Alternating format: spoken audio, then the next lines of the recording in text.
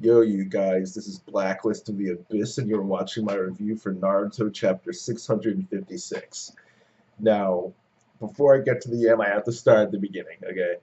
It starts off with Naruto throwing the Udama Rasen Shuriken. Madara is surrounded by this wood dragon that Hashirama created. That way he can't use the Rinnegan or any Rinnegan jutsu like that, so he can't absorb the Rasen Shuriken. And Sai shows up and he's going to give Naruto a ride over to Madara. That seems cool, I guess. I mean, it's fine. It's fine. The scene after that's kind of boring, though. It's kind of a waste of time. He shows Gaara talking to Shukaku, and Gaara's asking Shukaku to help him seal Madara. Apparently, they have 50 million guys who want to be the guy to seal Madara. I don't see what the point is, but Shukaku, he's being really tsundere about it. He's saying, oh, I'll help you, but I'm not doing it for you, Baka. He's doing he's doing real tsundere stuff. And the other Tailbees show up and say, hey, we want to help out too.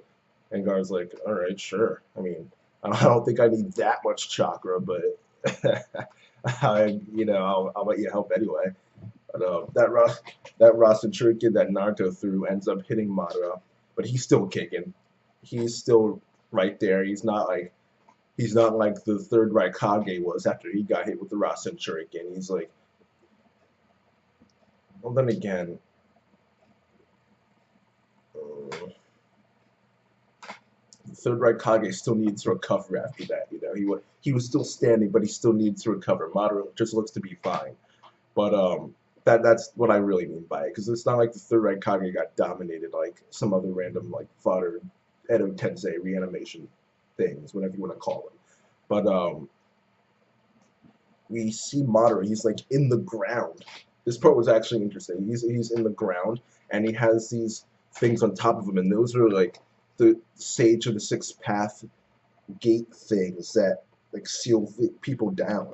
If you remember back when Naruto fought Kurama, after he had gotten all, not all, after he had gotten a decent amount of Kurama's chakra, he redid the seal on himself, and then pointed his hands out, and those same gates came down on top of Kurama to trap him there. And then that's when the actual gate closed on him. And Kurama said, oh, what is this? This is the Sage of the Six Paths technique, Rikudo Senin. So those gates are associated with the Sage of the Six Paths. So it's interesting that Hashirama can use them. But he is a Senji, so I guess I shouldn't really be too surprised. But even after all that, we just see Madara smile. We see Madara smile, and you know something good's about to happen. You know something good's about to happen. And then Obito happens. And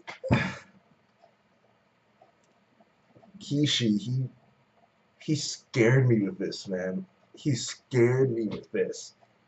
Alright? As soon as I saw Obito do that hand sign, I knew what was about to happen.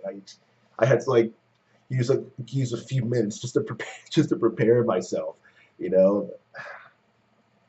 I thought this guy was going to revive Neji. I thought he was going to revive Shikaku, Inoichi, Ao, that hot chick from the Hidden Cloud, all the fodder that were killed by the Ten Tails, all the 40 or 50,000 fodder that were killed in day one. I thought he was going to revive everybody. Oh man, I don't know. I don't know. Kishi was just trolling or what. I don't know, but he really scared me with that one. Then Kakashi tried to talk him out and say, you should live and repent for what you've done. And Obito says, nah, I've done so much that I can't possibly repent. This is the only way I can repent, by dying. Which is true. I mean, he started a war, killed a buttload of people. He has to die. The alliance wouldn't settle for him staying alive. That's ridiculous. But at the same time, I don't want him to use Renee Tensei, so I was like, I didn't know what I wanted. I don't want him to use Renee Tensei, but he has to die. He can't stay alive after all the stuff he's done. That's ridiculous. So I was caught between a rock and a hard place. But luckily, I got the better of the. Apparently, there was a third option. Okay, Madara. He has Black Zetsu come out of the ground and grab Obito by the neck and start saying, he has Black Zetsu start to cover Obito, and Kakashi kind of just sits there and watches. Not Minato as well. They're just sitting there like, oh, all right. I guess this is normal for people nowadays. but but we see Madara again with that smile on his face, and he says, "Time for the transfer. Time for the transfer." And then you know something epic is about to happen. You know it. And then we see him talk to Naruto, and he says, "Naruto, words can't express the thanks I owe you." Oh man, Naruto's gotta feel like absolute crap right now. He's gotta feel like absolute crap. He has to, because thanks to him and everyone, they got rid of one enemy, but now an even stronger one is here. An even stronger one is here. Okay. And we see Black Zetsu covering up Obito. He's saying, "Hey, no hard feelings, Obito, but this has always been my one and only purpose." And then, boom, he forces Obito to use Rinne Tensei, and Madara is fully revived. He's got his real body, talking about how he can feel his skin crawl as he crushes skulls. Oh man! And the scary part is that after he was revived, he said, "Now I can fight at full strength." You would think that being a reanimation, that would be full strength. You're immortal, you have unlimited chakra. You'd think that would be full strength. Apparently, no, it's not. Madara can't go into full strength unless he has his real body. So Madara right now is gonna, dude, he might just start summoning meteors and crap all over the place. Roundhouse kicks to everybody that gets close to him, fire style, wood style. Telbeus will try to do something wood style on them. Dude, I can't wait. I can't wait. This period of mediocrity in Naruto that I talked about a few weeks ago, I think that might be over now. That might be over now, because Madara, until Madara ends up getting defeated, as long as he doesn't get talk no jutsu, it should be good. But I sense a period of awesomeness coming. Okay, like the Miz isn't awesome, but I sense a period of awesomeness coming for Naruto soon. It should be getting a lot of high rankings from a lot of different people for the next few weeks, maybe even months, who knows. Everybody's been talking about how Kishi said that Naruto is entering its final stages. So, this means the war, this is the last part of the war.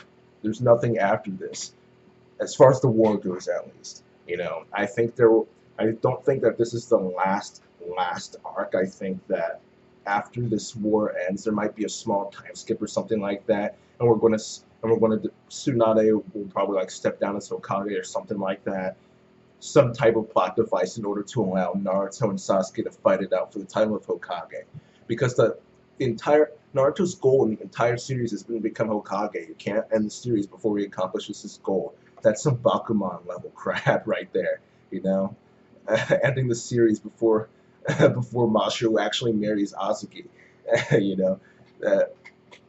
so he can't end the series right after the war. He has to end it with Naruto versus Sasuke to decide who'll become Hokage, because the villain, if he wanted to, he can come up with a bunch of excuses for why he killed Danzo. People will say, he didn't really kill Danzo, but I rewatched it recently on Neon Alley, and he pretty much did. I mean, Danzo had that jutsu or whatever that killed him or whatever, technically committed suicide, but that not really, because according to Toby, or Obito, whatever you want to I'll call him Toby, why not? According to Toby, that jutsu is one that activates when his heart stops. So for that jutsu to activate, his heart would have had to have stopped. If it didn't activate if Danzo had activated it on his own, there'd be no reason to have Toby say that it activates when his heart stops. you know, so his heart had to have stopped. If his heart stopped, it was Sasuke who did that. So I still consider it a kill for Sasuke, killing Danzo. But, you know, I'm sure he can come up with an excuse for that, saying that Danzo wasn't trusted by the rest of the Alliance, and if he was allowed to remain Hokage, he would have, you know, hindered the Alliance effort and hindered the war and stuff like that. If he can make up some type of mumbo jumbo BS to like get himself back into the village. In reality, other than that, he never really did it. He killed some samurai. That's true, but I mean, what kind of ninja has never killed someone before? You know, looks that's not true. I mean, the point is that ninja kill people. That's the point. So, you know, he'll find some way to get into the village again. Naruto will probably talk Ninja to the entire village, saying, "Oh, let Sasuke back in." But yeah, that's really it for this review. I'm kind of just getting off topic now, talking about Naruto and how it's going to end. But the last part of this chapter was awesome. The first parts were okay though. I mean, that scare with Obito, the okay parts that were kind of a waste of time with Gaara, but the kind of cool parts in the beginning with the Rasen Shuriken, the Wood Dragon, Hashirama's actual plan to just keep Madara from using Rinnegan. The first part was okay, but the last part was awesome. So, averaging those two parts together, we get an 8 out of 10. So, yeah, it was a good chapter, an 8 out of 10. And that's it for this review of Naruto. But yeah, period of mediocrity is over. Rate, comment, subscribe, and I'll see you guys next time.